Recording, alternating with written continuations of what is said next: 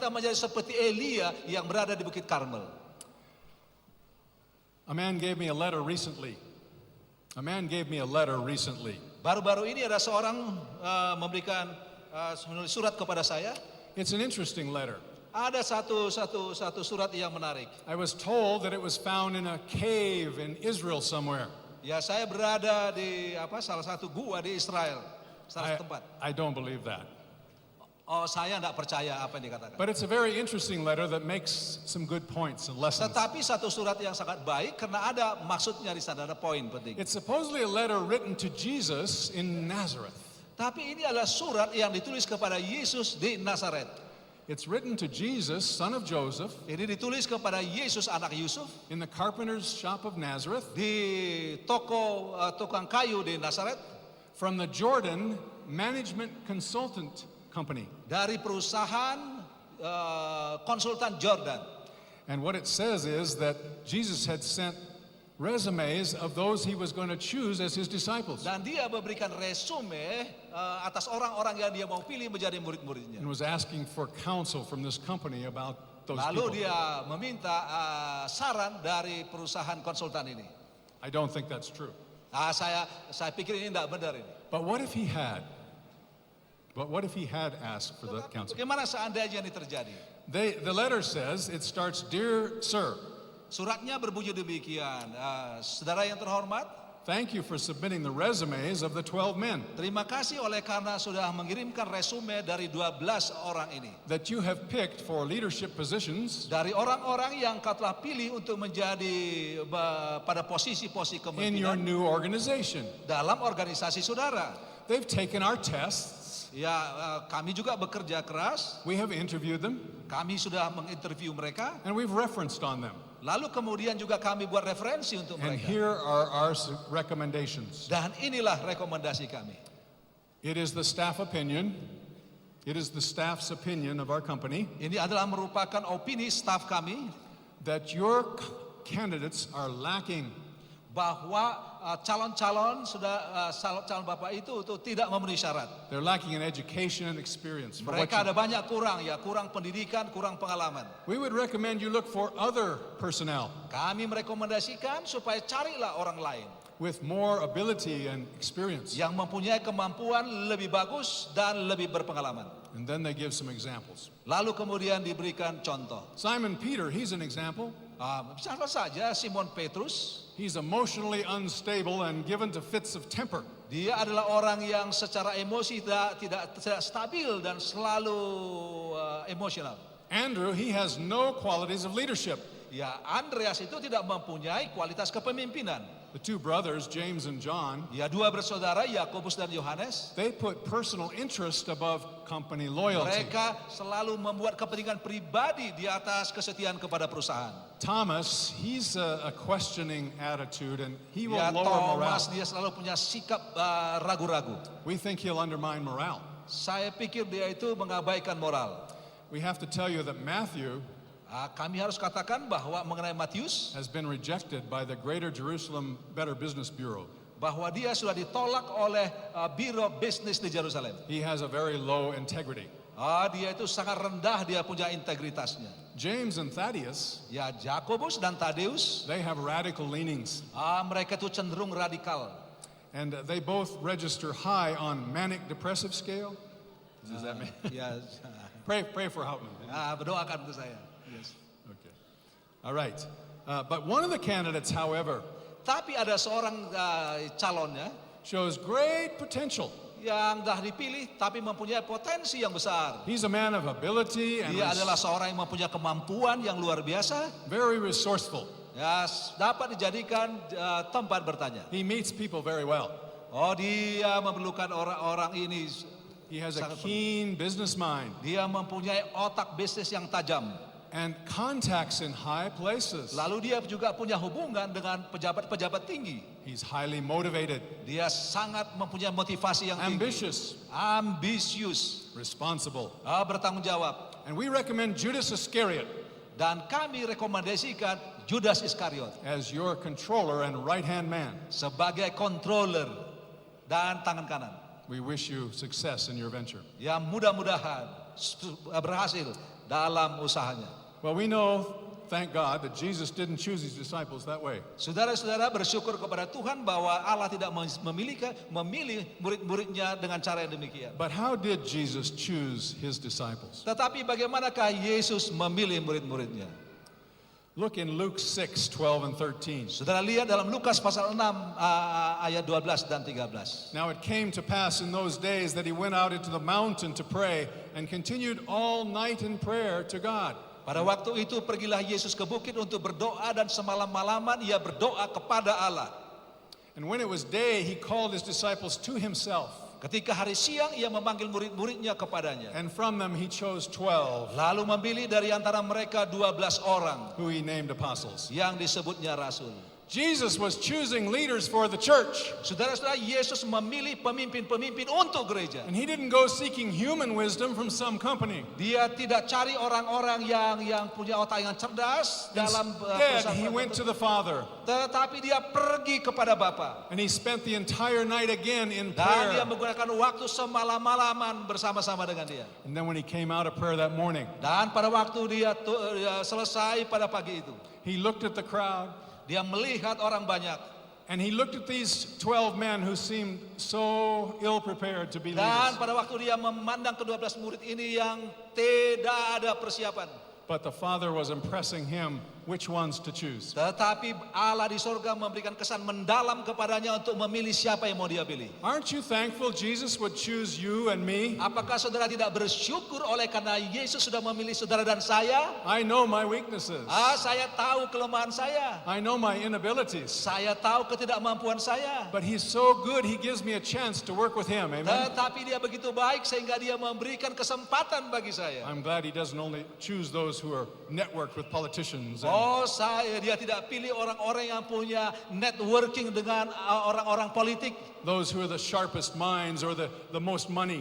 Orang-orang yang punya pikiran yang otak tajam dan punya banyak uang. No, Jesus chooses people who are committed to being servants with him. Yesus memilih orang-orang yang punya komitmen untuk melayani dia. Pastors, Para pendeta, my fear as a leader in the church ketakutan saya sebagai pemimpin di gereja is that too many times in our nominating committees and in our choosing of leadership for the church, adalah terlalu banyak sudah dalam nominating committee di mana kita memilih pemimpin-pemimpin. we choose those who men would think are the best, Iya, kita pilih orang-orang yang kita anggap orang-orang yang paling baik. who have more money or seem very brilliant. Yang mungkin banyak uang dan kelihatannya cerdas.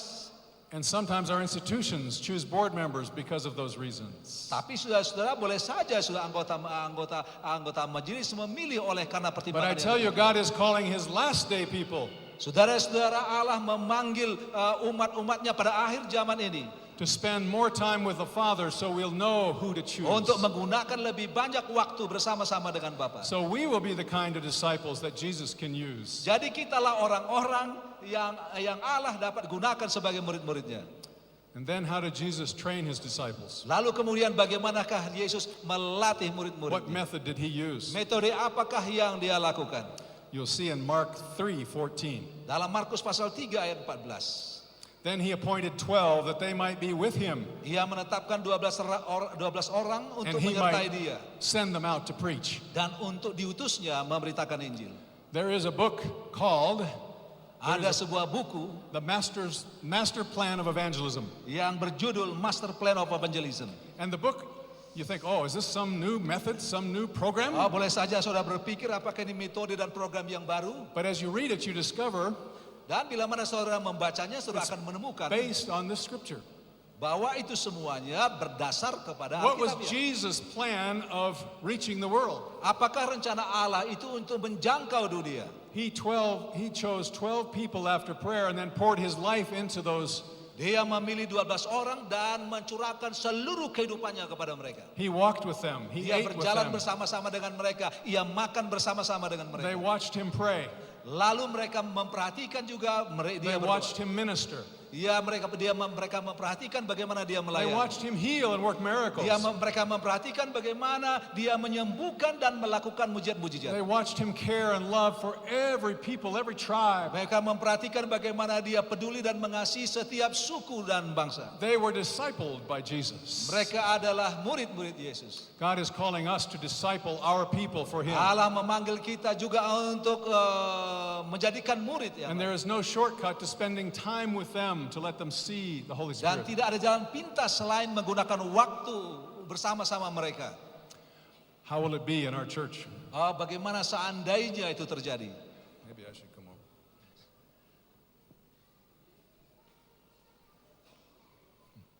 And then what was the results of that? Lalu kemudian bagaimana hasilnya?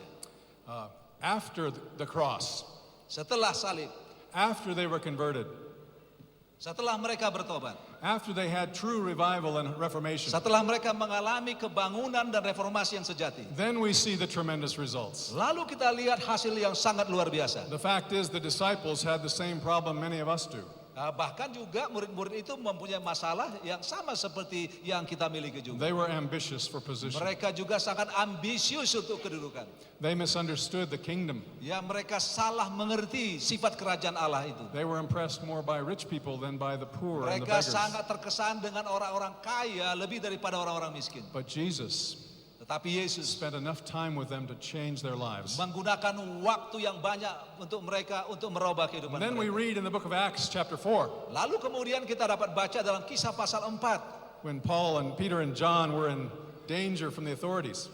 ketika Petrus dan Paulus menghadapi bahaya dari These penguasa-penguasa. men who had run and denied and left Jesus Orang ini yang pernah juga menyangkal Yesus had been truly revived and converted. sesungguhnya telah mengalami kebangunan dan betul-betul sudah bertobat. And the Jews said, Lalu orang Yahudi itu mengatakan, now when they saw the boldness of Peter and John and perceived that they were uneducated and untrained men, they marveled and they realized they had been with Jesus. ketika sidang itu melihat keberanian Petrus dan Yohanes dan mengetahui bahwa keduanya orang biasa yang tidak terpelajar, heranlah mereka dan mereka mengenal keduanya sebagai pengikut Yesus. And what is the possibility for your church and your territory? Bagaimanakah kemungkinan untuk gereja saudara dan juga untuk wilayah What saudara? does the Spirit of prophecy say should be happening in our churches? Apakah yang Roh Nubuat katakan yang seharusnya terjadi bagi jemaat kita? Look at this statement from 7 volume of the Testimonies. Saudara lihat dalam kutipan dari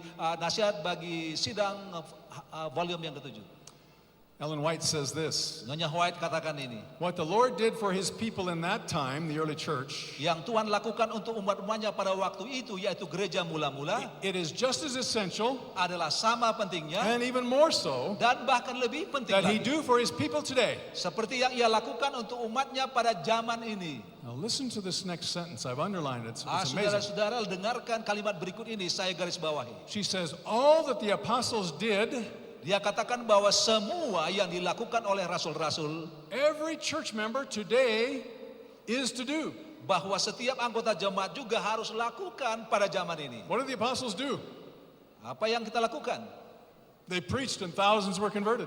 Apa yang mereka lakukan? Mereka berkhotbah dan ribuan bertobat. They said, rise, take up your bed and walk, and a man's legs were healed instantly. Lalu apa jadi? Bangkit dan berjalanlah, lalu pun jadi.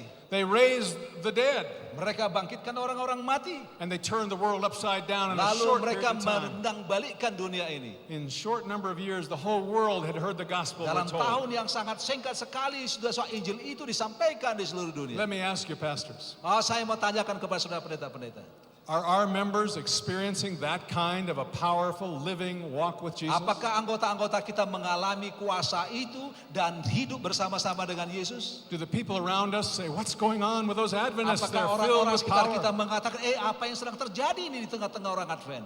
Or are we just going through the motions in church? Apakah ya bergerak seperti begitu aja biasa? Are we not threatening those around us because we have no power? Apakah ya mungkin saja itu terjadi oleh karena kita tidak mempunyai kuasa? God calls us this week to a new experience in the power of the Spirit. Allah memanggil kita minggu ini untuk mengalami satu pengalaman yang baru bersama-sama dengan Roh Kudus. I know in my life I long for a deeper walk with Jesus that will power something new. Kita memerlukan berjalan dengan Yesus dan sesuatu pengalaman yang baru. Now I want to look with you at